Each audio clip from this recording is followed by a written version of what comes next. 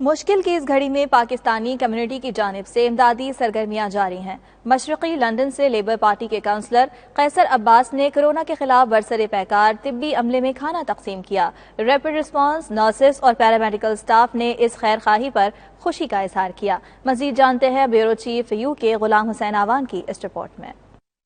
جذبہ ہو تو خدمت کے لیے کسی تنظیم کی نہیں، درد دل کی ضرورت ہوتی ہے۔ مشرقی لندن میں کونسلر قیصر عباس کا کہنا تھا کہ یہ لوگ اپنی جان کو خطرے میں ڈال کر کورونا وائرس کے خلاف لڑ رہے ہیں اور ہماری اس کاوش کا مقصد ان لوگوں کی خدمات کو خراج تحسین پیش کرنا ہے۔ مارچ کے شروع سے ہی یہاں پہ جو ہمارا ہاسپٹل کا عملہ ہے، پولیس آفیسرز ہیں، صفائی کا عملہ ہے، جو ضرورت مند لوگ ہیں ان کے گھروں کے اندر کھانے تقسیم کر رہے ہیں، دوسری جو ضرورت کی چیزیں ہیں وہ مہیا کر رہے ہیں۔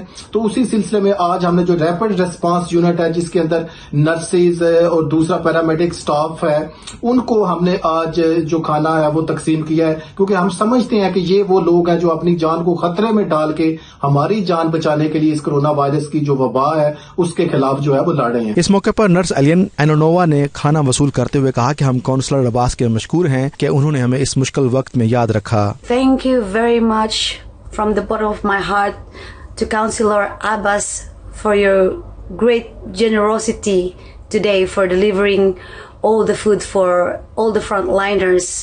On behalf of East Ham Care Centre, your support help means a lot to all the NHS staff.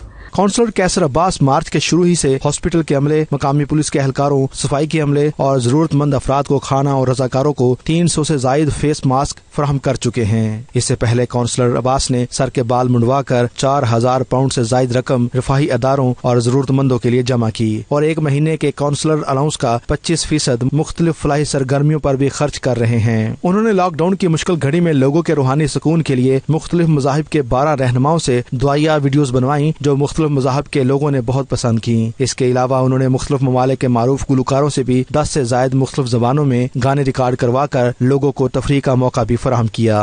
Ghulam Hussain Awan, bureau chief 92 news UK۔